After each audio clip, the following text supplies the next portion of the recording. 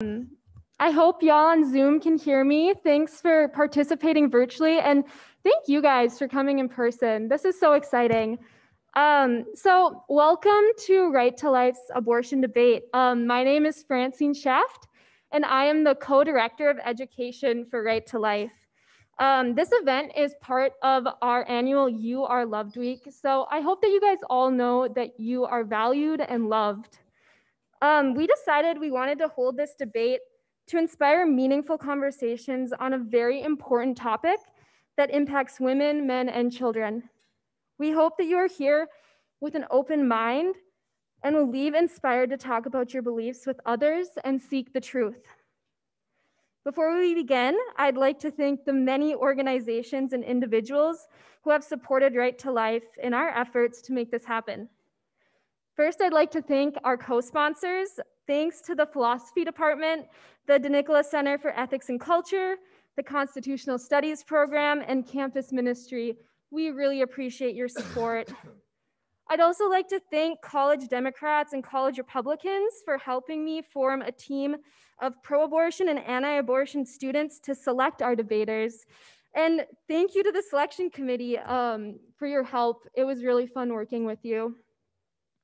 I'd also like to thank the wonderful Right to Life board whom I work with, Anastasia, Anna, Mary, and Mary. Grace, Gretchen, Maggie, Maura, Millie, Sean, Evans, and Peter. You are the most supportive and inspiring group of women and men. Thank you so much for being part of my work in this movement. Thank you. Yeah, just thank you. And then I'd like to thank James and Sean. Thank you for engaging with Right to Life on this issue. It has been a real pleasure working with both of you in preparation for the debate. And I really admire that you both seriously thought about the topic of abortion and have stepped forward to share your beliefs publicly and respectfully. Finally, I'd like to thank you, the audience, for attending this event. Thank you for taking the topic of abortion seriously and for supporting these two students on stage. I seriously appreciate it. Thank you for being here, and thank you for being here virtually as well, everybody. Before I introduce our speakers, I would like to address a concern some of you might have. Two men will be debating about the topic of abortion tonight. As you can see, Right to Life strongly supports, exemplifies, and encourages women to speak about this issue and to be leaders in creating a culture of life. Right to Life believes that this is a human rights issue that affects all human persons regardless of gender. Although we do not have women speaking about abortion on this stage tonight, I, as well as my fellow board members, believe that Sean and James will speak respectfully about this complicated and important issue. I hope that everyone here tonight will go forth from this event and spark conversations with your roommates, your friends, the women and men in your life. I also encourage the women in this room, regardless of whether you are pro or anti-abortion, to sign up for the many opportunities Right to Life offers to engage with this issue. We especially encourage you to participate in our biannual Girl Talk, Let's Talk About Abortion event. This semester, girls actually got free mugs, so I thought that was pretty cool. We also have an opportunity for women to discuss their differing opinions on abortion, or that's the Girl Talk event. And then we also invite both women and men to participate in our upcoming abortion colloquium, which will allow students to engage with the intrinsic and intersectional aspects of abortion in a reading-based academic setting. We held this last semester and there was free Chick-fil-A and it was pretty wonderful. So now, without further ado, I am delighted to introduce the two young men who will be debating tonight. First, we'll start with Sean. Sean is a junior from Dallas, Texas. He is majoring in political science with minors in constitutional studies and theology. Sean is a Tocqueville Fellow who sits on the executive board for Notre Dame Right to Life as the director of dorm outreach. He has co-organized several events and weeks for Right to Life, including the intrinsic and intersectional aspects of the abortion issue colloquium in conjunction with the Constitutional Studies program, and the Open Wide Our Hearts Week, which will occur this April and focuses on issues of racial justice and the intersection between racial justice and many life issues. Sean writes for the Irish Rover, and one of his articles recently appeared at National Review Online. Wow, that's cool.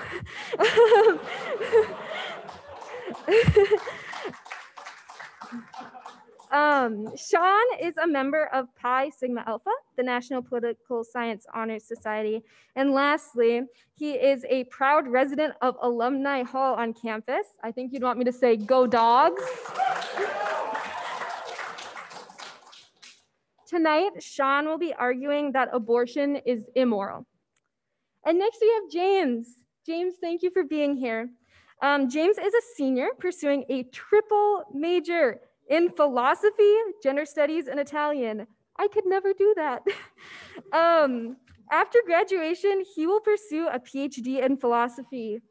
James is a committed activist whose advocacy work has focused on issues of gender justice, immigrants' rights, and workers' rights. He served as the president of Human Rights ND from 2018 to 2020, and he organized the 2018 Amnesty International Right for Rights campaign at Notre Dame. James further served on the coalition team of Dream South Bend, a campaign which advocates for the rights of undocumented immigrants, and he attended the Collegiate Alliance for Immigration Reform Conference at Harvard University. He served as a lead organizer of the Gender Studies Department Bathroom Project, an initiative that created an online interactive map of every single occupancy gender-neutral bathroom on campus. He serves on the editorial board of the undergraduate Gender Studies Research Journal Through Gendered Lenses. He is also a member of the Glynn Family Honors Program and of, is it Triota? Triota, the National Gender Studies Honors Society. James tonight will be arguing that abortion is not immoral. Thank you guys so much, and best of luck to both of you. Let's give them a round of applause.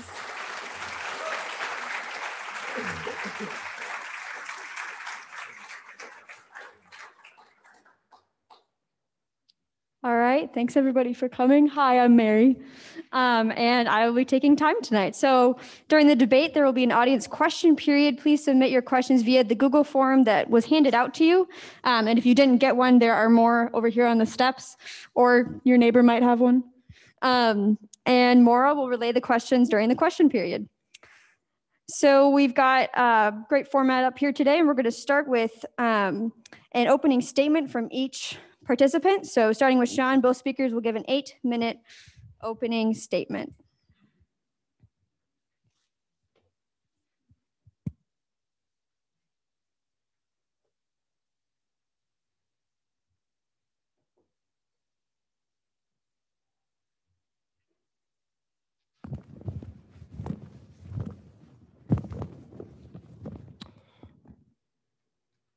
All right, first I'd like to thank James for coming out and speaking with me tonight.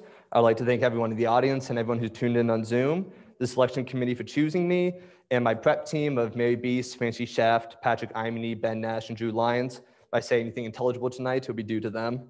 And finally, my parents who are zoomed in. And while I am on the exec board of Right to Life tonight, I'm not representing Right to Life, but I'm here only as an individual debater. So today, we are arguing an issue of morality and not legality. There are objective moral facts discernible and knowable by human reason. While the issue of abortion is often emotionally fraught and includes heartbreaking circumstances, the moral facts behind it are clear. And the pro-life argument is advantageous because it is both one, simple, yet two, true. It goes as follows. First, it is immoral to intentionally take innocent human life. Second, a child in the womb is innocent human life. Third, abortion is the intentional killing of said child, which leads to the conclusion 4, therefore, abortion is immoral. Now, the first premise we're going to have to take us to tonight is just as saying murder is wrong. Hopefully, we can agree on that. Second premise is a child in the womb, whether in the embryonic or fetal stages of development, is an innocent human life. This is for 3 reasons. First, from the beginning, from its conception, the human embryo is distinct from any cell of the mother or the father, and it exhibits growth that is internally directed to its own survival and maturation. Second, the embryo is undoubtedly human, having the genetic makeup and human DNA. Which leads me to point number 3. The embryo is a complete and whole organism. From conception, this new human embryo possesses the full programming to actively develop him or herself from a one-cell organism to a mature human being, and will do so unless prevented by either disease or violence. This new embryo is not a potential human life or a potential human being. Rather, it is a genetically distinct and new organism that will grow into an adult. And there is a clear biological consensus on this. For his dissertation at the University of Chicago's School of Comparative Human Development, Steve Jacobs sought to answer the question, when does life begin? He polled 5,577 biologists from 1,058 academic institutions, asking, when does life begin? 96% of these biologists believed an affirmative view that a human's life begins at fertilization. To reject this view is not only contrary to logic and science, but to the consensus of biologists. Leads me to point number 3. Abortion is the intentional killing of a child in the womb. Now, it is easy to see abortion as a philosophical quandary and debate it in the abstract.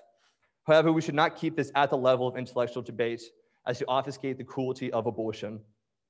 Abortion is a reality. It's one that takes so many lives, so many of our fellow brothers and sisters. In 2018 alone, HIV and AIDS took 1.7 million lives, cancer 8.2, and abortion took 42 million lives worldwide. It is clear from the Oxford English Dictionary that it is the expulsion or removal from the womb of a developing embryo or fetus in the period before it is capable of independent survival. In the most common type of abortion procedure, a suction curettage, a doctor inserts a vacuum into the woman's cervix, and with a vacuum 10 to 20 times stronger than a household vacuum, suctions out the fetus, placenta, and other uterine contents. In medical abortions, a drug known as RU486 blocks a hormone that your body needs to continue the pregnancy, while another one causes you to bleed out the child. Abortion is not merely stopping support or unplugging yourself from another human being. Plain and simple, no matter the procedure, abortion is the killing of human life, whether through a vacuum, poisoning, or dismemberment. This leads to the conclusion naturally that therefore abortion is immoral. Now, to disprove a syllogism, my interlocutor tonight must demonstrate the use of a logical fallacy, disprove a premise, or identify an unclear or ambiguous term. As there are no logical fallacies at play because the conclusion clearly follows from the premises, and the premises are well substantiated by logical reasoning and scientific fact, the skeptic must seek to redefine a term. And at this point in the debate, usually the pro-abortion advocate will try to say that out of all of human life, there's a subgroup of human beings who deserve moral personhood, that we can cut out a certain part of the human family and say, these individuals do not deserve rights. However, I will contend tonight that all human beings possess equal rights by virtue of their humanity. You are a person because of what you are, not because of what you can do. If you accept otherwise, we have 3 conclusions you have to reach. The first one is you cannot believe in equal human rights. If you contend that not all humans possess moral personhood by identity of humanity, you cannot support equal rights. If you say people are holder of rights based on some arbitrary characteristic, such as brain development, then you are more or less human depending on where you are in your brain development. Brain development in the womb occurs on a spectrum, it occurs afterwards on a spectrum, and then eventually later in life your brain declines. So if you're a person based off your brain development, then the more development you have, that means you're more of a person. But this leads to absurd conclusions. This leads to people who are only half human, or people who are half deserving of rights, or people who are 2 times deserving of rights as others. As there's infinite variations in degrees along that spectrum, that means there's also an infinite number of people deserving of rights in different measures. This leads to point number 2. If you conclude that some people deserve rights and others don't, someone has to decide that, and that leads to might makes right. You cannot only forego equality, but you have to acknowledge this as well. No longer can you appeal to universal rights that are due to you by dint of your humanity. Instead, those who are the strongest, those who are the most intelligent, and those who can afford the luxury of power can define moral personhood based on whatever characteristic they wish. Which then leads to point number 3. Now, I define personhood in terms of one's humanity. You have value because of what you are, not because of what you can do. To do otherwise is to create what Stephanie Gray Connors has called a human plus definition. You are not a person if you are a human. You must be a human plus some arbitrary characteristic. Human plus consciousness, human plus independence, human plus viability. But the issue is you can add any arbitrary qualifier you wish. And I have to admit, defining personhood as something you do by dint of humanity is not the common trend throughout history. Previous definitions of a person have been, you must be human plus conscious, human plus independent, human plus white, human plus male, human plus a landowner, human plus lacking in mental disability, or most recently, human plus non-Jewish, excuse me. Today, we correctly understand these ideas to be sexist, racist, and ableist. In my interlocutor's opening statement, we must ask ourselves, what is the criterion he puts forward to qualify human beings, or more properly, disqualify human beings from deserving rights? Then we must ask ourselves, why is that morally relevant to your rights? However, just by seeking to accomplish such a task, my interlocutor must shudder at the idea of human equality, exalt the reality that might makes right, and engage in a line of reasoning that has led to so much suffering and so many hardships for numerous groups in history and for the unborn today. Thank you.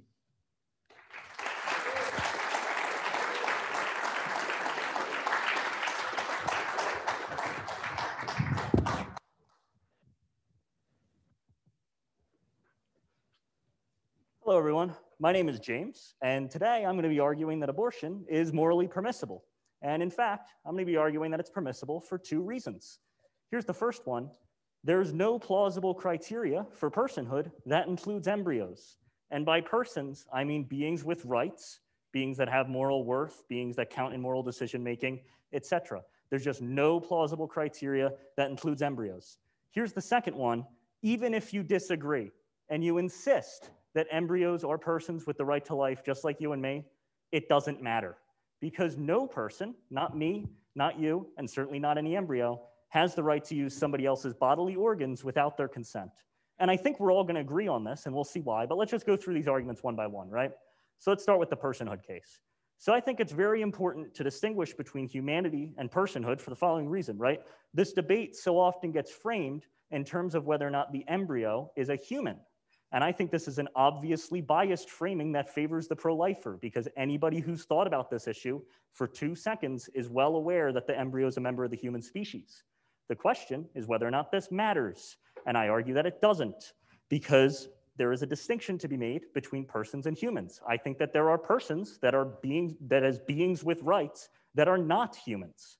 I think that gorillas are a good example. I think it's seriously wrong to kill a gorilla. I think this is because they have the right to life. If you're committed to saying that humanity and personhood are one and the same, you're committed to saying there are no animals with rights. And I think this is absurd. I think even if you're willing to go down that path, I hope you'd at least agree with me that if we discovered like some alien species that was exactly like us, you know, had all the same sorts of experiences as us, had all the same thoughts and emotions and feelings as us, they would be persons with rights. Even though they're from another planet, they're not humans, they would still matter. Now, so personhood and humanity are distinct. And you know, after our openings and rebuttals, there's going to be a cross-examination where we're going to interrogate each other. And I'm not trying to catch anybody off guard here. You know, I'm just going to be upfront with everybody. Sean, I'm going to tell you right now what I'm going to be asking you. I'm going to ask you to give me any plausible criteria for personhood that includes embryos. And no matter what you give me, I'm going to show why it's obviously false. So that's just the plan for the cross-examination. Now, that's the first argument. Here's the second one. Even if you disagree and you insist that embryos are persons with the right to life and all the same rights as you or me, it doesn't matter. Abortion's still okay.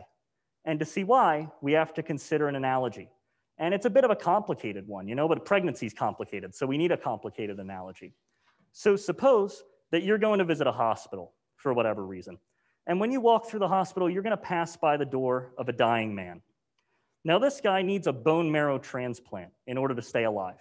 And in fact, he doesn't just need one transplant. He needs somebody to be hooked up to his bone marrow transfer machine for 9 months. And if he doesn't get this, he's going to die. Now, you don't want to be hooked up to this guy. But you know, when you walk by his door, there's a chance. You know, it might be a small one, but let's say 10%. You might just slip and fall right into the bone marrow transplant machine and get connected to him. And you know, you don't want this to happen. But you go in the hospital anyway, and lo and behold, you do slip and fall right into the bone marrow transplant machine. Now, I think that we can all agree, if this happens to you, it's okay for you to unplug and go home. It's okay to unplug and leave, even though we all agree that this guy is a full person with all the same rights as you or me, and we all agree that he has the right to life and he will die as a result of this action. It's still okay to unplug and go home because he's not entitled to use your bone marrow for 9 months. You're not obligated to let him use your bone marrow for 9 months just because he needs it to survive. And so I think the analogies to abortion here are obvious, right? I mean, the unplugging in the hospital is like aborting, and using the bone marrow for 9 months is like using the uterus and the other organs of the mother for 9 months. So I think that's where the analogies are. Now, again, in the cross-examination, I'm gonna be upfront with everybody. I'm an honest guy. Sean, here's what I'm gonna ask you. I'm gonna ask you to give me any disanalogies between the hospital case and abortion. Because if they're perfectly analogous, our moral judgment should be the same in both, right? If it's okay to unplug in the hospital, and that's perfectly analogous to abortion, it's okay to abort. So you're gonna need to give me some disanalogies. And then no matter what disanalogies you give me, I'm gonna again show we can take them into account and they don't matter. We can adjust the hospital case, we still agree it's okay to unplug, and so it's still okay to abort. So there's no disanalogies that matter either. That's my plan for the second argument. Now, one more thing I'd just like to say here is, obviously I know this is a right to life event, so I'm sure the majority of you listening right now disagree with me, and that's okay. But after our cross-examinations and rebuttals, there's gonna be an audience Q&A. And so I would encourage all of you to think through during this debate and try and answer my 2 questions yourselves. Try and come up with a criteria for personhood that includes embryos, and try and come up with any disanalogies between my hospital case and abortion. And if you're not satisfied with Sean's answers to my questions today, pose your own answers, and I'll address as many of you as we have time for. So that's my plan with all my arguments today. Thank you.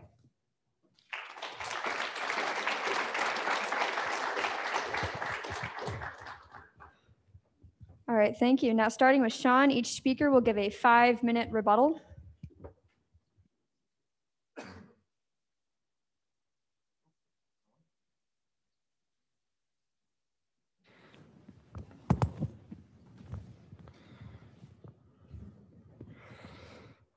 All right, well, I don't mean to ruin cross-examination already by answering the questions. But first, it needs to be pointed out that there was no criterion identified which disqualifies embryos. It was just called in philosophy an argument from ignorance. We don't know a definition that can work, so I'm not going to offer my own criterion. Secondly, and also, just saying that humans have rights and you have rights due to you by dint of humanity does not deny rights to animals. It wouldn't deny rights to the plausible alien that comes down and is like human beings. What I'm saying is you have rights because of what you are, and that species matters. All right? We don't think ants have the same rights as us because we have a radical capacity for higher level functioning. I also agree that it would be wrong to just capriciously go and murder a gorilla out of nowhere. That is still a life and has lesser rights than you. But regardless of animal rights, there's not a zero-sum game of rights. You still have rights as a human being, and that does not mean you have to necessarily reject them for animals.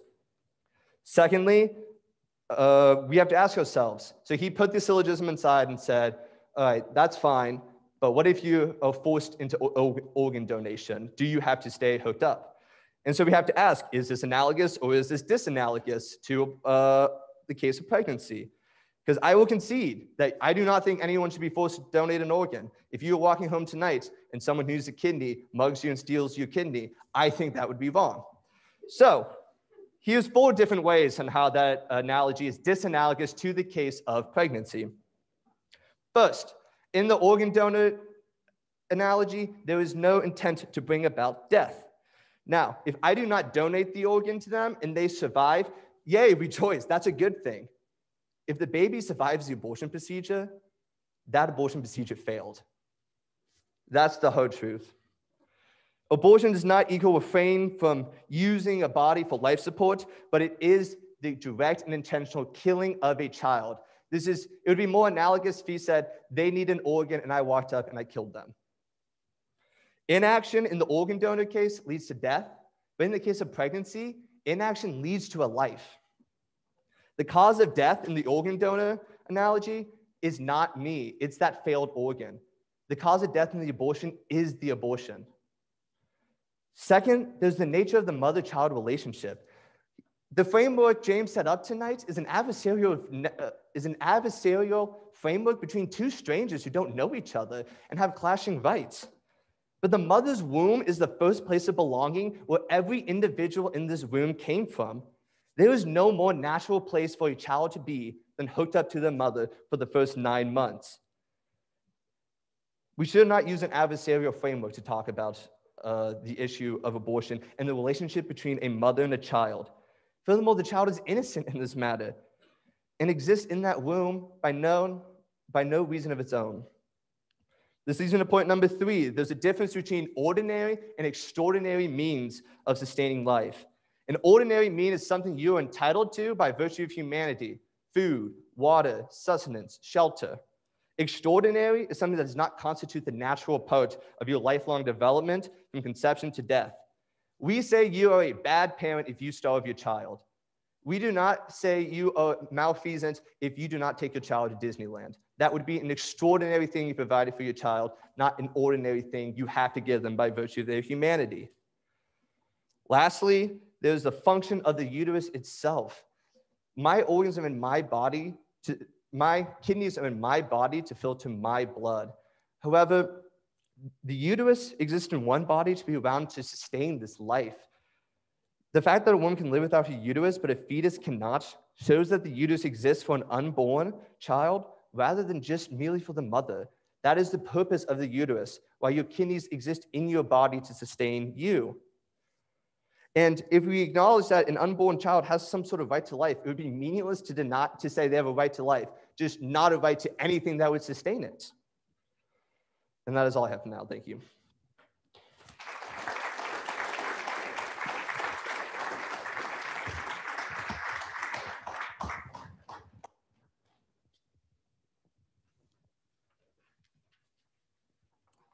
All right, hello again, guys. So my plan for this time is just to address his points that he made about the hospital case, and then we'll move on to the other stuff when we have time for it. But let's just go through his points first. So he pointed out some 4 disanalogies here. I don't think any of them work. So he said, first of all, the intentions differ. So the intent to unplug in the hospital is not to kill the person, and the intent in abortion is to kill. I just think that's false. I don't think that the mother intends to kill the fetus. I think she intends to expel the fetus or intends to be rid of the pregnancy. I don't think she's intending to directly kill the fetus. She wants to disconnect, just like in the person in the hospital wants to disconnect. In both cases, it's a desire to disconnect. Then we talk about the cause of death. So he says, the cause of death in the hospital case is due to like the natural organ failure, but the cause of death in abortion is like the direct killing in the abortion. This is also not true in a number of different abortion procedures. So, I imagine that you'd think that hysterectomy abortions would be wrong, where you just remove the whole uterus. But that's just moving the fetus into an environment where it can no longer survive. It's not directly killing the fetus, it's letting it die, just like unplugging in the hospital is putting the person in an environment where they can no longer survive. Also, the abortion pill does not directly kill the fetus. It has 2 drugs, mifepristone, that causes the uterine lining to deteriorate, and misoprostol, which induces contractions and expels the embryo into an environment where it cannot survive. So also there, it's not directly killing, it is again, letting it die just like unplugging in the hospital. Then he talked about the parent-child relationship, and I'd say that that's not the reason why any pro-lifer opposes abortion, because consider the case of a surrogate. So a surrogate is implanted with a fertilized egg that is not her own, and so she is not the parent of that child. And yet I imagine you would still think that it's wrong for her to abort. And so if you think that, then that means that this criteria of being a parent isn't actually what matters, because the surrogate case then parallels this case in the hospital where they're not a parent and a child. And then again, with the natural purposes, I think the same example is going to hold here. So you might think with natural purposes, first of all, he's talking about the function of the uterus itself. You might just think that this whole talk of natural purposes is nonsense. You might think that these just don't exist. And you might also think even if they do exist, they're just totally disconnected from morality. It doesn't seem wrong to do something that's against the natural purpose of an organ at all. But you might think it does. You might agree with him. And so if you do, I just say again, think of a surrogate, right? So a surrogate is artificially implanted with a fertilized egg. It's not the natural purpose of her uterus to gestate that fetus because it's not her own. But you still think that abortion's wrong in that instance if you're pro-life. And so that means that these natural purposes are also not the criteria that you're looking at. Now, I see I got a bit more time, so I will just go back to the parenthood case. And just, I also think that it's important to distinguish between different types of parenthood. So, I think that, social parenthood, your social parent is like the person who like raises a child and cares for a child and loves a child and all that. And you might think, if you're hooked up in the hospital and you're you're the social parent of that person, you might think it's wrong to unplug then. You might not, but you might think it's wrong for that type of person to unplug. But then there's parenting like the purely biological sense. So, imagine you have some guy who gets a call out of the middle of nowhere and says, you had a child that you didn't know about 20 years ago, and he's in the hospital and needs somebody to be hooked up to him for 9 months for the bone marrow transplant. And the guy might just say, I didn't know this person existed. I'm not going to be hooked up to this guy. And I would think that that would be an acceptable thing to say. You might disagree, but I would think that in this case, when it's not a social relationship and just purely biological, it's okay to unplug if you end up tripping and falling into the bone marrow transplant machine. And then even if you disagree and you insist that biological parents must be hooked up to the machine if they fall in and can't disconnect, then I think you'd at least see that with the surrogacy case. That is not the reasoning anymore, because the surrogate is not the parent, and it would be okay to unplug then according to this logic, but you think that's wrong. So you think that some other reason must justify why that's wrong. So that's those points. We'll get to the personhood stuff later. That's all I have for now.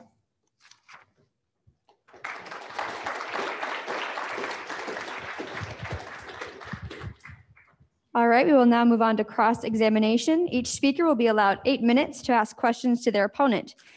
Each speaker asking questions will be allowed to control the flow of conversation, and as such, it is not considered rude or bad form for the questioner to interrupt his opponent or rephrase questions. Sean will question James first.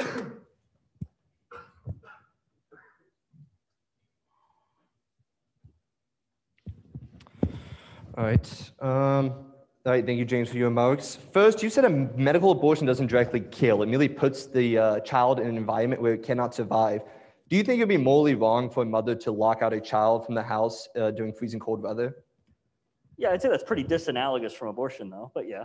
But no, you just merely said a medical abortion doesn't directly kill, it just puts in an environment where it can't survive. How is that disanalogous from locking a child out in the freezing cold? Because the child being locked out isn't actively using the mother's bodily organs to survive. That seems to be a pretty major difference. And so she's not preventing that child from using her body anymore. Okay, but you're moving the argument. You moved on to a different thing, saying it's connected. You were using that point to rebut that the fact that abortion doesn't kill. Yes, so I was saying that you claimed that the cause of death in abortion is a direct killing, and the cause of death in the hospital case is not. And I am saying in both cases, in fact, they are analogous. So if you are going to say that what I'm saying with expelling the embryo, even though it can't survive in the environment, if you're saying that's a killing, then unplugging would be a killing too. Then they'd both be killings. But the killing in the hospital with unplugging would be okay. So they'd still be analogous, no matter what you call it. So I want to clarify a couple things first. Do you believe abortion is a moral good or a necessary evil? I think neither. I think it's a routine procedure. All right. Do you think it is morally licit to kill the child in the womb up until 9 months? No. All right, where do you cut off?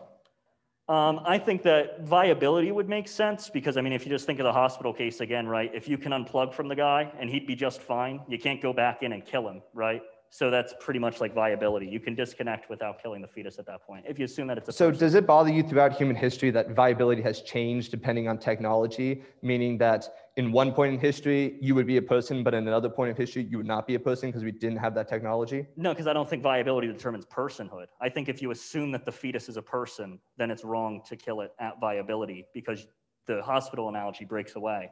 You can no longer, it doesn't die as a result of disconnecting anymore. And so you can't kill it after disconnecting. That's what that means. Right. What is a person to you? Yeah, so I mean, just generally, a person is a being with rights. I mean, I don't claim to have the answers of what's certainly the criteria for personhood, right? I think there's the room for debate on this topic. I just think that there's no plausible criteria that includes embryos. So I think we can eliminate certain options. And that's my whole argument today. So you don't know when personhood starts. So let's say you're driving home tonight and you think you see someone standing in the road. Do you think it'd be morally permissible for you to keep driving, or do you think you should stop or swerve around them? Yeah, you should definitely stop. Yeah.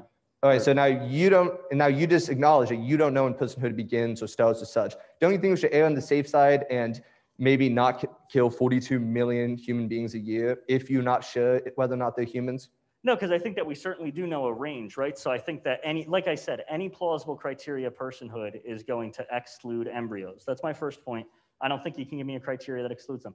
I also think any plausible criteria of personhood is going to include like all the marginalized groups and all the different people, all of us, right? And I think it's also going to include a great many animals. I think the room for debate is over how many animals get included.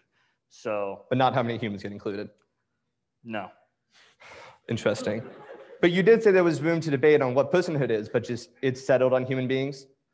Yeah, because I think if you look at any criteria, I think there's obvious counterexamples to any criteria that are going to include embryos. And so there's just what is the counterexample to just humanity, period?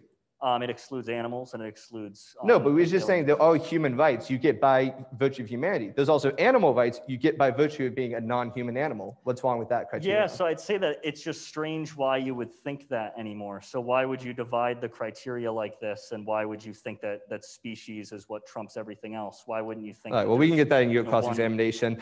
So artificial wombs are developing quickly and such. Let's say we develop a womb that you could take the embryo out at the moment that the zygote is created and put it in this artificial womb. Would abortion still be morally permissible? Yeah, so it's going to depend on whether or not the fetus is a person. So I think, again, there's no plausible criteria in which embryos are persons. So I think that abortion's not going to be wrong when it's an embryo. I think if you think that I think that there's some criteria that could apply to like third trimester fetuses, which is why I think, it's plausible to think that at viability, the fetus is a person. And so then... So even in this artificial womb, disconnect to anything, I'm saying if it's a person, then yeah, you should put it in the artificial womb. If it's like a third trimester fetus, I think that if it's an embryo, it doesn't matter because it's not a person anyway. All right. Do you have any thoughts about sex-selected abortions? Do you think that's immoral to, once you know for example, this happens in India and China. Do you think that's moral? Yeah, so I actually, I think in many cases, no, I think it would be wrong. But it's not a person. It has no rights. Yeah, so I think that it's just a routine procedure. Yeah, I don't think it's wrong because it's harming the embryo. I think it's wrong because it's supporting ideologies that support the inferiority of like all living women. So let me get this straight. Killing children in the womb because they're female hurts the general ideology of equal rights between men and women. Yeah. But dismembering children in the womb does not hurt our overall sanctity of life, the way we view women, the way we view sex, relationships, the nature of the family, etc. Yes, I'd say with the sanctity of life, that's pretty unclear of what, first of all, what's sanctity mean? And then what life are you talking about, right? Because I already said there's problems when you restrict life to just talking about humans. I think we need to include animals and a lot more different. But you would suppose some sort of sanctity of life. Criteria. And you would suppose some sanctity of life, and you don't think dismembering children in the womb in any way would hit that? No, because I think that... Well, fascinating. I need to move on to my next question now. Because I don't think that they're persons, and I think that it's more important to unplug. So I think if you think in the hospital... All right, I need to move on. You can talk in rebuttal. If the only way to unplug is to dismember the person in a coma or something, and that's the only way out, I think that would still be okay to do. Now, I apologize for this next example. It's a little gruesome, but I think it does get to the heart of what we are talking about today. So if you don't want to listen for the next minute and a half, please do. In 2008, Yale University student Eliza Shavat allegedly impregnated herself multiple times in order to have multiple abortions. She intended then to use the fetal remains for her senior art project. Now, under your framework, was anything she do, was any of it morally objectionable? Yeah, I mean, I'd say with that one, it certainly seems distasteful. I mean, I'm not familiar. But not morally wrong? Yeah, I would have to say that because, yeah, I don't think that abortion's ever going to be wrong when it's aborting embryos at an early stage, unless it's due to sort of intentions that are obviously wrong, like in the sex selective case. No intention, he was obviously wrong. I mean, I think, yeah, I think you could think, yeah, so doing the art project, that seems off, but I don't know the details Seems of this off? case. I don't know the details of this case. I just know what you're telling me, so I'm not. Well, it's a hypothetical. You have your hypothetical, or I mean, this was an actual case, but we can speak about it if a hypothetical, if that helps you. Yeah, so I suppose that if we're talking about this case in particular. And is this distasteful because it harms human life, or just the type of art, like you don't like abstract art? What is it? Why is it distasteful? Yeah. Sorry, So- we're at time. Oh, damn. All right.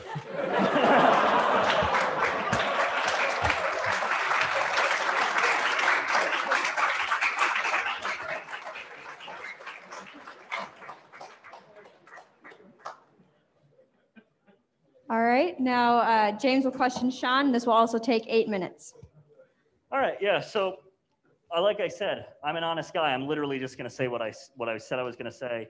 You've given your criteria for personhood, and you've said that it's humans, and you've also said that we can have some other framework for animal rights. Can you just say, why do you think this? Why do you think it should be divided in this way? Like, what's your motivation for thinking this is true? Yeah, I would have to say, sorry, put my mask back on. Yeah, I would have to say that you get rights because of the species we are. You participate and you are a member of a species that by nature inherently has a certain capacity for reason and higher level functioning. And if you try to divorce two different things, saying, oh, like you are part of that species, but then we also give you personhood based off some accidental attribute, that is when things get dangerous. And that's when we start denying rights to people. Okay, and I find it a little weird. So you just said that like you as a species have like by nature an inherent capacity for what, personal acts, did you say? Yeah, personal acts. Yeah, but I feel like you're criticizing this whole time about distinguishing between humanity and personhood, but you basically just gave a different criteria for personhood as like being in the species that has by nature the capacity to do personal Meaning acts. humanity equals personhood. That's not a criteria, that's just humanity equals personhood. Okay, so you're saying that if we had some other species that had the inherent natural capacity for personal acts, would they be persons? Yeah, for example, like in your example, if aliens came and they had some sort of, if they were just like us, but obviously had different DNA or whatnot, then I would say it would be morally wrong to kill them. Okay, then that seems that your criteria then would not be humanity. It would be that by nature you have the inherent capacity to do personal acts, because that's what determines personhood in those cases. Which humanity, that's what they have. Okay, so I got you to say here that humanity is not actually the criteria. The criteria is whether you don't by nature have the inherent capacity to perform personal acts. And if you meet that criteria, then you're a person. So if you're part of a species that by nature has that, yeah. We have different levels, because not everyone's always able to actualize that at the same time. For example, when I'm sleeping or if I'm in a coma, I don't have that. I can actualize that at that moment. But I have that inherent capacity. That embryo just won't be able to actualize it just for a little bit longer. Okay.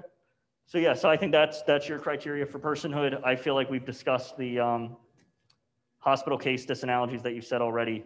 I'm just ready to rebut what you just said there and just keep going. I don't have any more questions for you. We can give the rest of my time to audience questions. All right. So here's my response to that one, right? So now his criteria is having the inherent natural capacity to perform personal acts. And I would ask you to consider the following case, right? So imagine that tomorrow you find out that you're adopted. And in fact, you're not adopted from human parents. You're adopted from alien parents. And you're just like us, right? You have all the same different experiences and thoughts and emotions as us, but you're not a member of our species. But you're not just an alien. You're actually like a superhero among the aliens, because the rest of your species isn't like you. You're special. You're the only one that has these capacities for personal acts. On Sean's criteria, you're not a member of a species that has the inherent capacity for personal acts, and so you wouldn't be a person anymore. But I think it's clear, if you think this through, you'd say, yes, you're still a person, you still have rights, right? And Sean has kept saying that personhood is based on who you are, not what you can do. And I think exactly the same thing. I think you are a person based on who you are. not these arbitrary factors about your genetic history or arbitrary factors about the other members of your species. What matters is who you are. And I think that this case shows this, and is again, just another counterexample to this criteria here. I think that it's incoherent to just say, you know, yeah, all these different animals are persons for their own reasons. Let's just add them on. These are all disjointed. There's no unified criteria.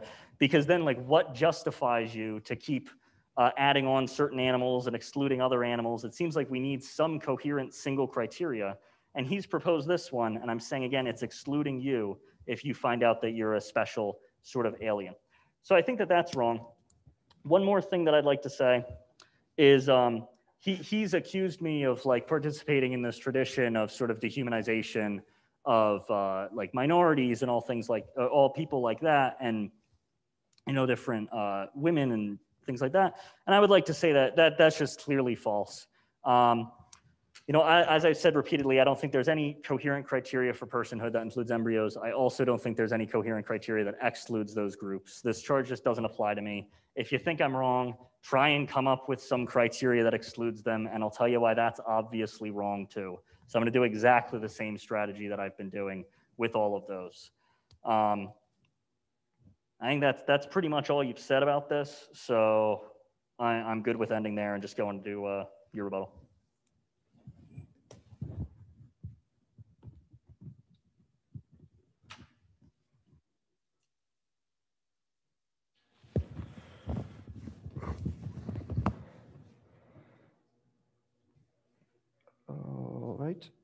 All right.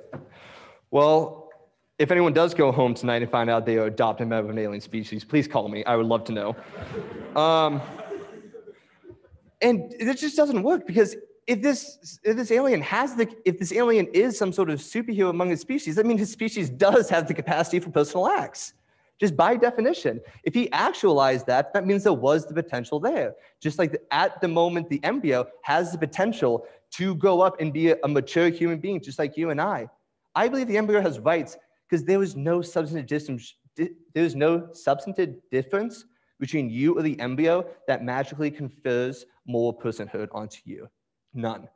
And furthermore, he didn't even say why my definition doesn't include embryos. He said why my definition might not include this alien hypothetical, but he never said anything about why that wouldn't include embryos. Because you are a person and a moral person because of what you are, not what you can do.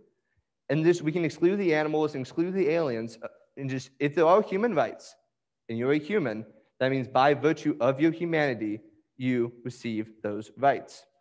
And yeah, I believe that's all I have then. All right, we will now move on to the audience question period, and we will do our best to maintain a balance of questions. Each speaker will have up to 2 minutes to answer, and the person asking the question will have the opportunity to give a 1-minute reply. Maura, where are you?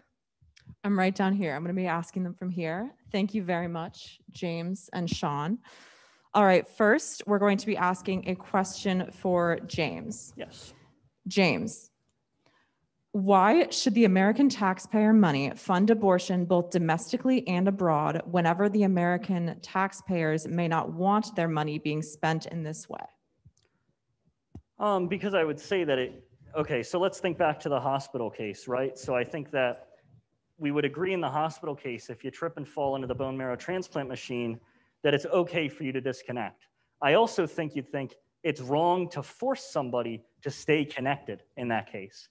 And I think that these cases are analogous to abortion. I addressed his 4 points. I said that they don't matter. I think it's clearly analogous. And so if you think that, then you think that it's also wrong to force somebody to stay pregnant when they don't want to, because that's equivalent to forcing somebody to stay connected to the bone marrow transplant machine. And so then you'd want to fund it with the tax money, because it would allow somebody to be able to disconnect. It would enable them to sort of not be forced to stay connected. And so that's all I'd have to say about that. Thank you, James. This next question is for Sean. Sean, you mentioned the idea of someone waking up and stealing your kidney, which you say would be morally wrong. If this is true, would an abortion in case of rape be morally correct, as the woman did not ask for her organ to be used to host an embryo? Yeah, so I think clearly, obviously, the cases of rape are very tough and very emotional, and something I wouldn't wish on my worst enemy. But however, I would have to say that the full reasons why I found the organ donor analogy disanalogous, I think still hold. There's still the mother-child relationship. The child is still innocent. There's still the difference between withholding support and not plugging your kidney into someone, and then intentionally going in and getting rid of a pregnancy, as euphemism awfully goes. And furthermore, again, there is the ordinary versus extraordinary means. That child, there's nowhere else it can survive. That is the first place of belonging and the most intimate relationship you can have with someone. And so I believe those all still apply. I believe obviously rapists should be punished. But I mean, also, if you don't believe in the death penalty, then if you don't believe the rapist should be killed, and you don't believe, I don't see why the child should be killed. I'd like to do my 1-minute reply here to that one too. And I just say, I already addressed his 4 points. I can't do that again. I don't think those disanalogies hold. You've already heard my reasoning why. You can think through this yourself. But I think we can adjust the hospital case then to account for these cases. And I didn't want to talk about sexual assault cases today because I just find it a bit distasteful to talk about that in a debate, because it just seems like you don't want to use it to win points, right? But I think here's an analogous hospital case, right? Imagine that you go in the hospital for a routine procedure and you get anesthetized and you wake up and you're connected to the bone marrow transfer machine. Now, I think in this case, it's unbelievably obvious that it's okay for you to unplug and go home. And again, I don't think he's identified any disanalogies that matter. I already went through those 4. And so if you think that, it should be obviously okay to disconnect an abortion. Thank you. Thank you both, Sean and James. This next question is for James. In some countries, technology is not as advanced as in the United States. So viability of fetuses may differ from country to country. So would you say that a woman who lived in a third world country would be able to morally abort that child when, in another country, the child would be viable outside of the womb? Yes, so I would say this entirely depends on issues of personhood again, right? And so obviously, when I'm talking about, I was arguing that there's no criteria for embryos, for personhood for embryos. And so these cases are talking about way later. Let's just assume, because the audience is all pro-life, let's assume that you think that this fetus is a person, then yes, it makes sense to say it's okay to abort in cases where it's not viable, and it's not okay to abort in cases where it's viable. Because again, just think of the hospital case. It's okay to unplug, even if it means the person will die. But if you unplug and the person will live, you can't go back in and kill the person. And so if that differs based on what hospital you're in or where you live, that doesn't matter. You're not obligated to stay connected just because of where you live. I would like to apply. I think that's absurd to say that your rights depend on your location. I believe there's certain rights that don't matter where you are. For example, you have the right to vote here in the United States. You don't have the right to vote in Switzerland. But you have the right not to be murdered here. And when you go to Switzerland, you can't just be mugged on the sidewalk. Some rights don't matter where you are. And I believe if we have a basic human right, then that has to be basic and categorical. It can't happen on the spectrum. It can't change where you are. The person in the hospital has the right to life in all these cases. We assume that. We assume it's a person, but it's still okay to unplug in these cases, even though he has the right to life. So I also don't think it matters based on location. I guess if he got to respond to me, I'll respond back. But you just said, you did, that in one case, that they wouldn't have a right to life, in another case. No, I said it would be okay to unplug in one case and not okay to unplug in the other. The right to life would stay the same if you assume that the fetus is a person. I'm saying the hospital case shows you can unplug from someone and they will die, and they have the right to life, and that's still okay. That's the moral of the story of the hospital case. And so this is what applies to abortion. Even if the fetus has the right to life, it's still okay to unplug because it's an analogous case. Thank you, James and Sean. On a similar note, James, yes, you touched earlier that abortions based on sex, e.g. the infanticide of female fetuses in China, is wrong. Would you say then that intention can make abortion immoral? Yes, so I do think that. I would just like to note on these that obviously we need to take into account the fact that women in these circumstances live in immensely patriarchal societies. We need to think of, what are the factors at play that are leading them to this before we just go outright and judge them, right? But I do think that intentions matter. I think that a large amount of the intentions are perfectly fine, right? I think in the vast majority of the cases, the intentions is to, not be pregnant anymore. And I think that's okay. But you might think again, just think of the hospital case, right? Imagine that you get hooked up to this guy and decide you don't want to give him your bone marrow for 9 months because he's like a different race than you. That seems obviously wrong, even though I think it would be far worse to say, therefore you must give him your bone marrow for 9 months. I think that would be worse. But I think we do agree it would be wrong to say you're going to unplug for racist reasons. So I do think that intentions matter. But to my response, if abortion is just a procedure, just like a tonsillectomy, I mean, it doesn't matter if you think you want the tonsillectomy because you think your tonsils look weird, or if you think because they're infectious and pathological. In the same way, I think abortion is wrong, whether or not your life is really hard, and we should do lots of things to help out those women in those circumstances.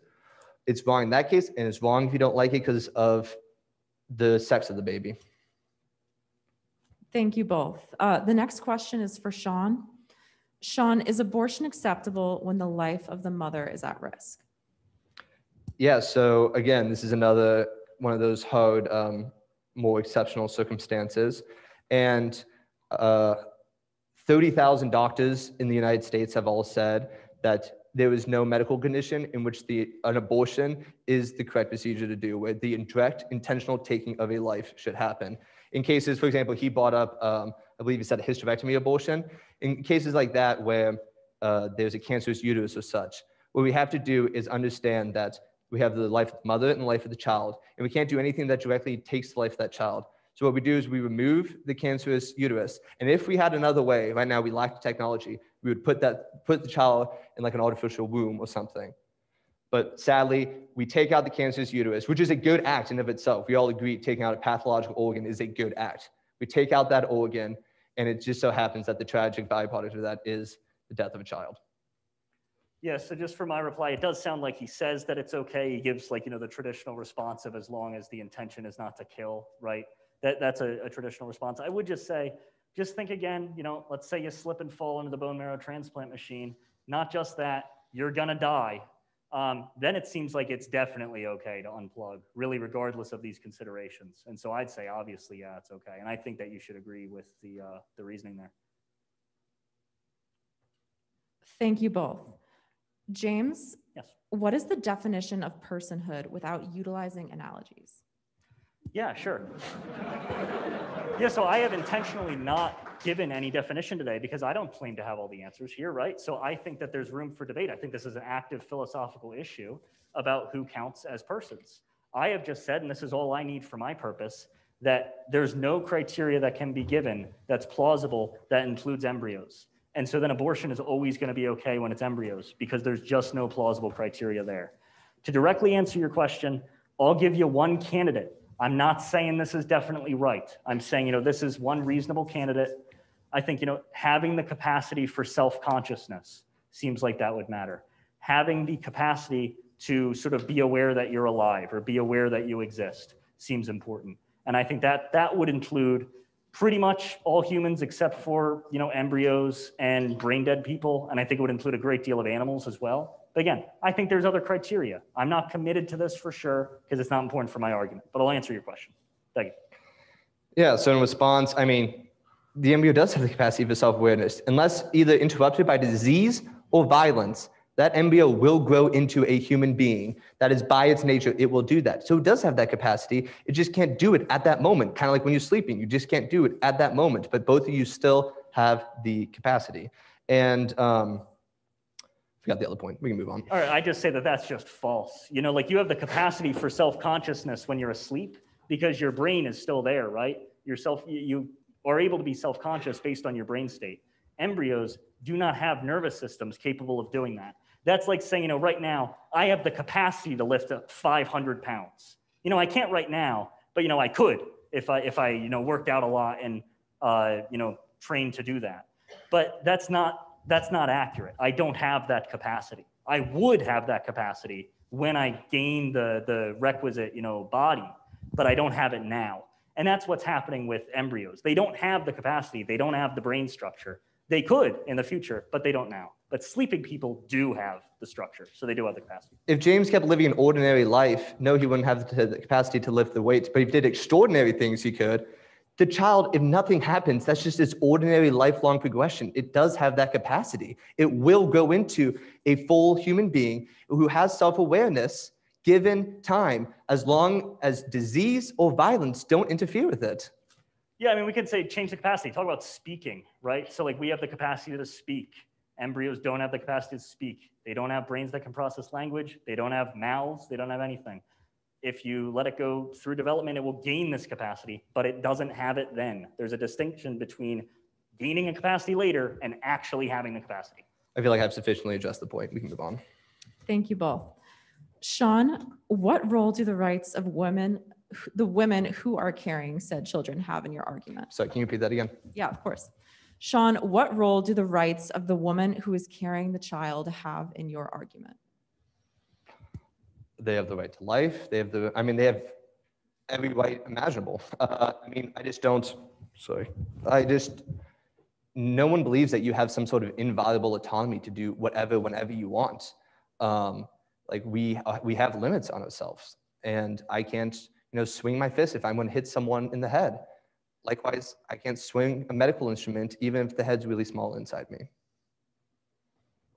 Yeah, and in response, I just say we also think that we have the right to deny people access to our bodily organs. Again, this is why I said my hospital case. That's the upshot of that, right? That shows we believe that it's okay to deny people access to our organs. That's what's happening in abortion. So I think that's relevant there. Thank you both. James, can a human have any other rights if they do not have the right to life?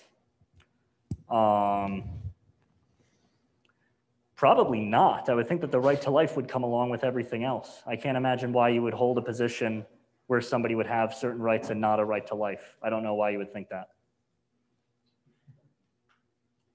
I agree. Right to life's right to life's pretty important. Thank you both. James, this one has been asked in reference to a point that was made before that was cut short by time. Oh yeah, sure. I would like to re-ask Sean's question in order to have an answer. What is morally distasteful about the Yale student's abortion? Yeah, so I would say that in that case, what seems distasteful to me is the sort of using it as an art case. I don't know what message that is sending. I don't know if that's a good message. Again, I don't know the details of that case, but it seems like I don't know the details of that case. I need to know more what this woman was trying to do in this scenario in order to make a judgment on this. Is there a form of art that she did with that could justify that? I literally don't know what her intentions are, so I'm not going to speak on it. It depends on what her intentions were. I do not know what they are, and so I can't give any judgment on that. Like I've already said earlier, I think that the morality of abortion can depend on intentions. I think that racist reasons make it bad, but banning it's worse. I think it's going to be the same sort of thing here. It's going to depend on the intentions, and I do not know what was going on in that case. I think preparing for this debate, when I found that example, there was nothing else I can do that night, but it serves as a powerful witness to what we did today and talked about. So I think there's clearly no rhyme or reason or any way to possibly justify that. Thank you both. The next question is for Sean.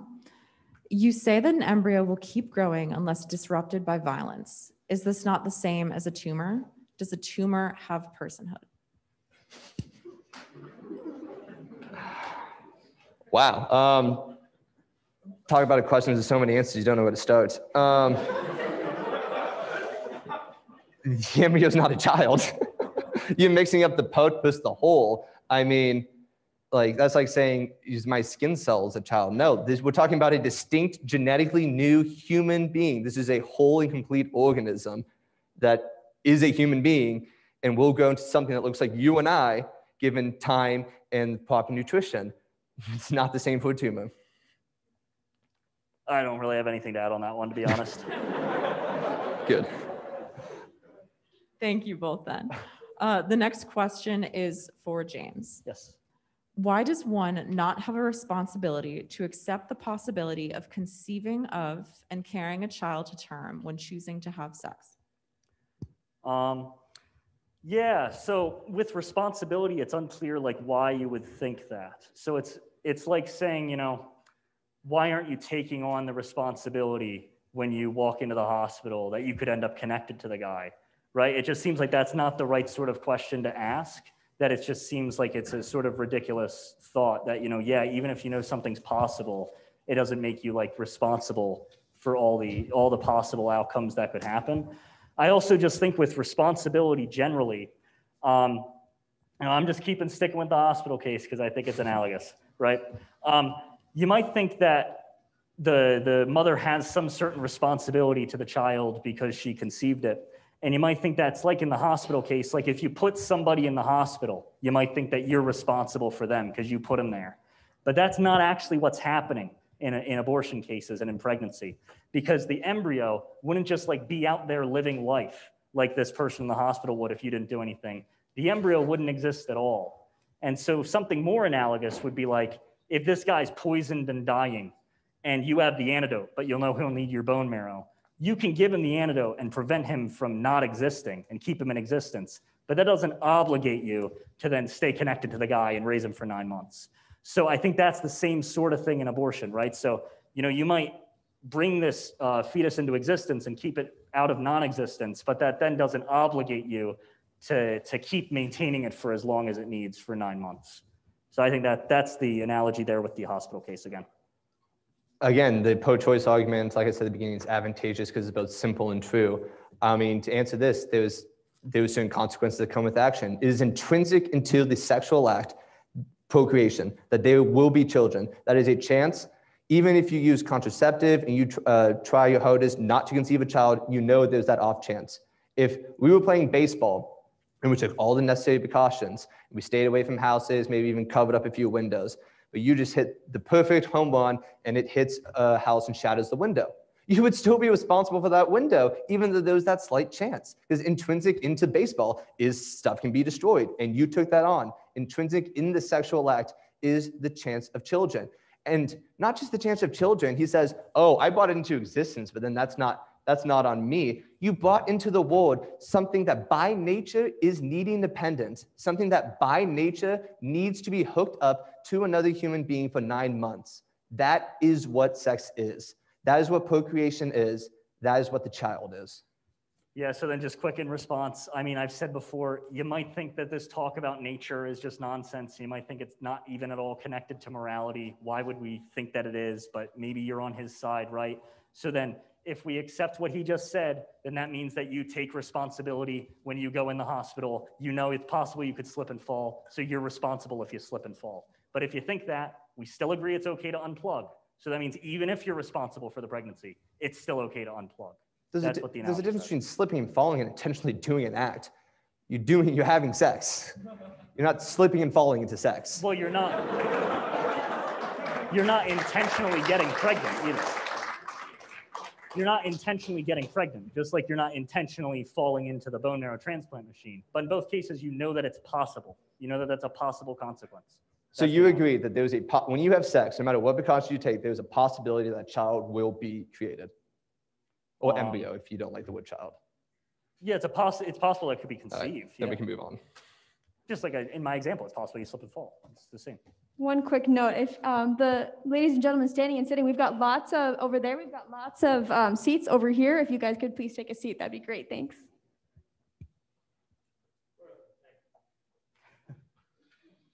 Moving on, we have a question for Sean. Sean, if fetuses are persons from the point of conception, should women who have had miscarriages be tried and jailed for manslaughter? Yeah, so I mean, to debate, like I said in my opening statement tonight, we were talking about the morality and not the legality, but clearly no, you should not be tried. Yeah, I think obviously no, I agree. Yeah. That's obvious. Teamwork. There you go. Thank you both. Moving on. James, yes. What exactly is the difference between your definitions of humanity and personhood? Yeah, so humanity is membership in the human species Homo sapiens. and persons are beings with rights. I think that persons includes a lot more different beings than humanity. I think humanity, only includes us, but I think that a great deal of animals have rights as well. And so I think they count as persons. And I think a great deal of hypothetical animals would as well, right? So I think like aliens just like us would also have rights. So that's the distinction to be made, is between beings with rights and members of this particular biological species. Yeah, I mean, I think I've clearly explained my framework, and my framework doesn't deny animal rights, and it doesn't deny the hypothetical alien rights. But it doesn't say any reason why we should think they exist, right? So I'm saying we should have some unified criteria that explains why all persons are persons. What do the people with rights have in common? That's what we're trying to find. And so to give this disjointed answer, we're just like, hey, humans are by dint of humanity. And you might even think like, why would you think this, right? So like when you think why it's wrong to harm you or kill you, do you think it's because of some arbitrary factors about other members of your species? Or do you think it's because like you have experiences and you're harmed and you have negative experiences when you're harmed and you have goals and the harm interferes with your goals, right? That's what I think you'd say, not these arbitrary factors about your species. Do you think there was something qualitatively different about humans than other animals? Yes, but I think that there's hypothetical ones like aliens that would be just like us. Okay, but we can just leave the aliens aside. If we are qualitatively different, then we have a qualitatively different right to personhood. We have a qualitatively different right to live. And I think there's no difference between myself and the embryo that justifies it not having that right to life. I think that's just incoherent. I think that rights would be the same and apply to everybody who has them. I don't think you would have different rights for different people. I think it would be the same sort of moral claim, justifying the personhood. Of course, people have different rights and such. A police officer has the right to carry around a gun wherever he wishes and to enforce the law. No. I don't have that right. I mean, of course, those but basic rights, that is what applies to everyone. Yes, there's different types of rights, but I'm saying in any given right, there's not 10 different rights to life. There's one right to life. It's either wrong to kill you or it's not. There's not these distinct forms of one particular right for different animals. I just think that's incoherent. Well, again, like he said, there are different rights. I believe there's human rights. We get, because as he's conceded, we are a qualitatively different animal. And then there's animal rights because they are qualitatively different from humans. I just don't even know what that would mean, to be honest. What's the difference? If we have a right to life and they have a right to life, what's the difference between our right to life? It seems like all that's saying is it's wrong to kill us and it's wrong to kill them. It's the exact same claim.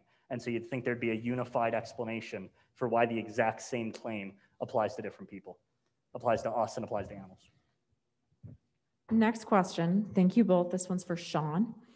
In many countries, the abortion rate is very low due to socialized healthcare, proper sex education, among many other things. Do you think these are things the pro-life movement should advocate for? Yeah, so how I often talk about the right to life movement is, let's say we have a house and there's different things wrong with the house. For example, like, oh, this insulation is a little weird, the paint's chipping off on this wall. Like, we should go through and we should fix some of the things in the house. Let's say the house is on fire. You don't say the paint's chipping off the wall. You say the house is on fire and we need to put out the fire. As I said in my opening statement, 42 million lives are lost to abortion. So when it seems like the pro-life movement, and I would like to talk about this a little in my closing, pro-life movement, I think, is incredibly multifaceted and exists for life. However, there is one clear, very, I think, clear, incredibly dangerous, harmful, morally atrocious attack on life right now, and that is the promulgation and the widespread support of abortion. Yeah, so I obviously, I disagree. I don't think that abortion is wrong in many instances, and I think that there are a number of ways that are effective that would reduce abortions. I think in a society in which everybody thought abortion was okay, and that would accompany all the different sort of gender beliefs that would come along with that, I think there would be a lot less abortions, because I think there would be a lot more support for people, and there would not be sort of unplanned pregnancies or people in situations that would lead them to think that they would need to get an abortion. So I think there's a lot to be done in regards to that question. Thank you both. This next question, going back to a topic we were discussing earlier, is specifically for James. Yes. In your bio at the beginning, it said you were involved in human rights groups. If humanity isn't what gives a person human rights, why are they not called personhood rights? Yeah, so I mean, I'm not the guy who came up with the name human rights, right? And I think that there are a number of criticisms of the framework of human rights itself as literally just excluding animals and as sort of, not capturing the actual criteria here. And so I would just say, I agree with your criticism of this. I think that there are issues with human rights. I also think there's issues with the actual practical project of human rights, which is really based on like sort of transnational, sort of United Nations based activism for like the rights of people in the developing world. And there's a lot of criticisms of that as an actual, practical project, is saying, this rights framework doesn't enable us to advocate for what we actually want, and it doesn't let us go far enough. So I actually think there's a number of criticisms of just the framework of human rights as a whole out there, both theoretical and practical. And yeah, I mean, I didn't come up with this name, right? I was just there. So that's all I have to say about that. I think it was a good question, yeah. Thank you both. This next question is for Sean. Wouldn't having proper access to birth control and other contraceptives help to end abortion faster than trying to get rid of it? No. Oh, my mic's falling. Sorry. No, I mean, I believe that, one, I think there are some very solid studies out there that show that the widespread use of contraceptive actually increases abortion. And here's the reason why. When you are having sex that you don't think has any consequences, when you're having this unconsequential sex, and you don't want the outcome, that's why you take the birth control. Well, birth control isn't always effective. So eventually, along the road, you will be left with unwanted pregnancies, and you will need a safety measure in that circumstance. So, and I believe just the whole, I mean, this is gonna be a whole nother debate on contraceptions, but just, I mean, that whole framework of looking at life, sex, the nature between males and females in the family is incredibly dangerous and absolutely leads to more abortions. Yeah, I just say I think it's just pretty clearly empirically false that like advocating for contraceptions increases the amount of sex. I think it's the same in both. I just think he's wrong in that. So I think it's obvious the more contraceptives you use, the less abortions there are, because the less chances there are to be pregnant. And I think that if we agreed that this was all okay, we put in a lot more time and research into coming up with absolutely effective means of contraception for men and women to ensure that this doesn't happen. And that would greatly reduce the number of abortions. Thank you both. The next question is for James. Do you think humans and other animals have the exact same moral value? So I think that it depends on what you mean by moral value, right? So it seems like we might value different people, different humans differently. Like if you are in a situation in which like you need to like, in some hypothetical where you need to like choose who lives and who dies, you might choose a certain way based on who you're considering, but we can all agree that like both those people have the right to life, right? And so like you might have considerations that lead you to favor one of them, but they both actually have the same rights. And I think that it's going to be pretty similar with a number of animals like gorillas, for instance. Like I think gorillas have the right to life, just like us. I think it's seriously wrong to murder gorillas. But I think that we might choose humans over gorillas in those circumstances based on our personal circumstances, but that does not deny the fact that they have the right to life. Thank you both. I think with that, we're going to have Mary continue. All right, thank you. So now each speaker will have 4 minutes to give their closing statements. James will begin, followed by Sean.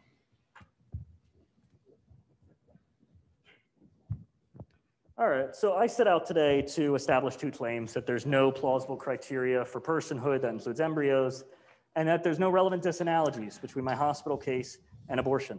And I've addressed everything Sean says. I think I've done this. I don't feel the need to belabor this point anymore, so I just like to say something for everybody in attendance.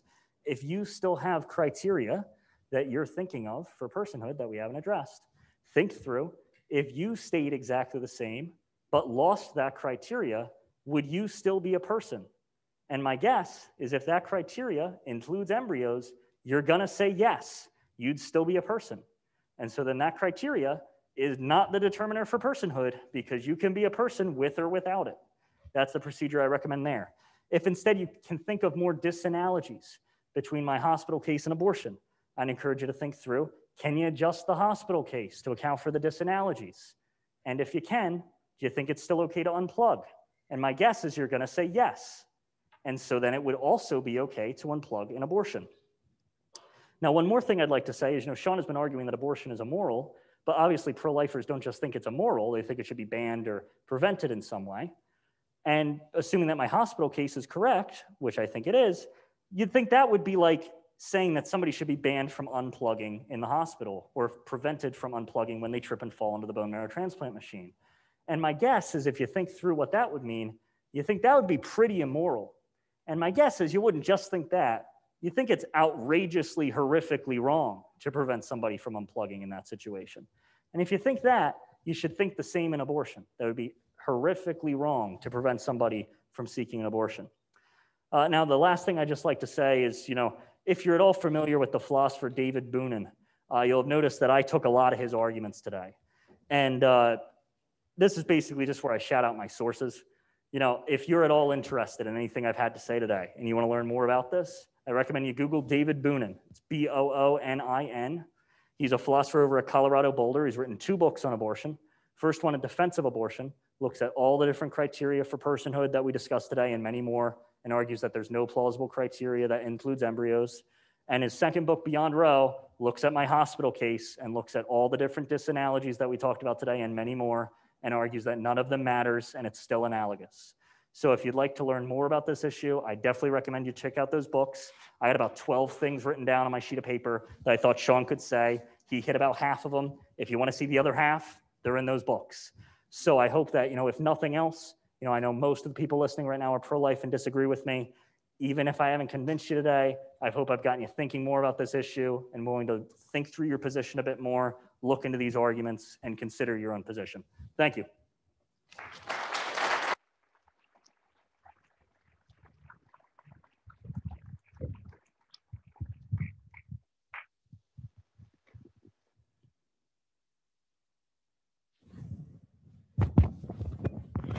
All right, well, 6 out of 12, I think that means we got bingo. I would like to thank the audience tonight for coming out and listening, and everyone who tuned into the Zoom. And I would like to thank James for coming and talking to me. I think at the end of the night, my syllogism still stands. I don't see why there's any reason to deny personhood to embryos if you don't also deny it to any humans. There's no morally relevant difference between the two. And furthermore, I believe the organ donor argument is disanalogous. And I believe I've well substantiated that.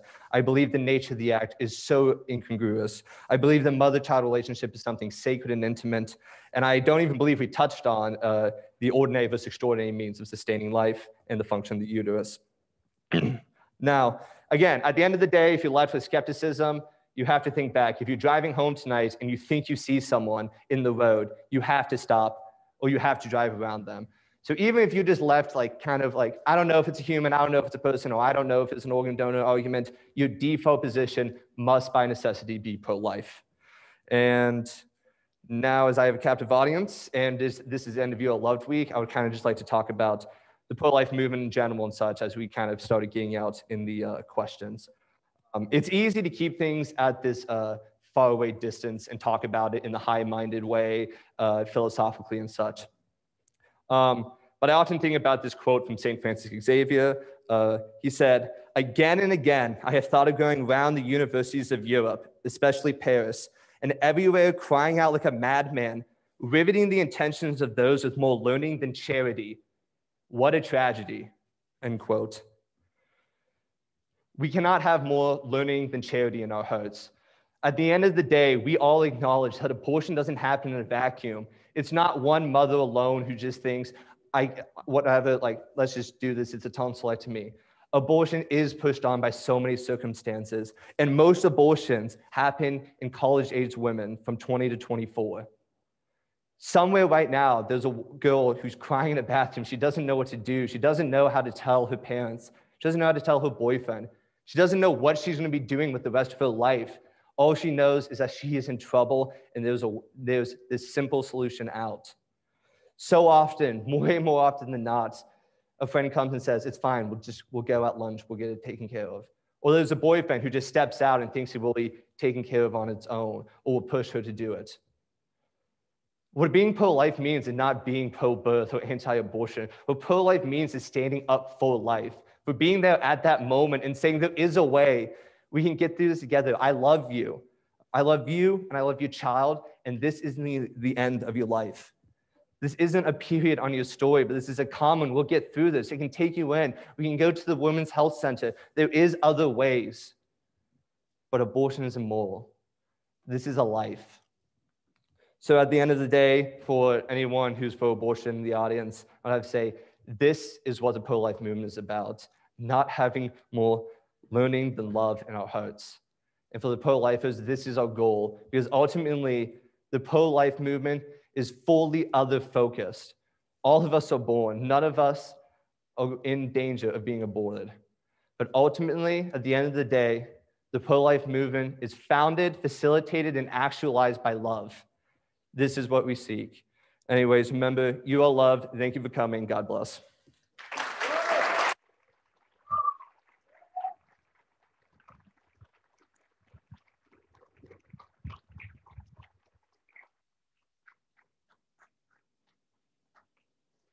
All right, thank you so much to Sean and James for this engaging and respectful debate. Please give them one more round of applause for their hard work.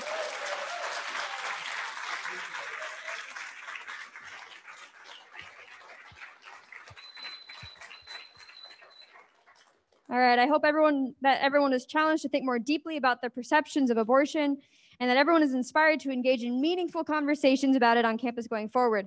Tomorrow, as a part of our You Are Loved Week, Right to Life will be displaying our annual Rose Memorial Garden on South Quad in honor of the lives of the unborn that have been lost, and showing the brand new movie Roe versus Wade at 7:30 tomorrow. We hope to see you there. Thank you.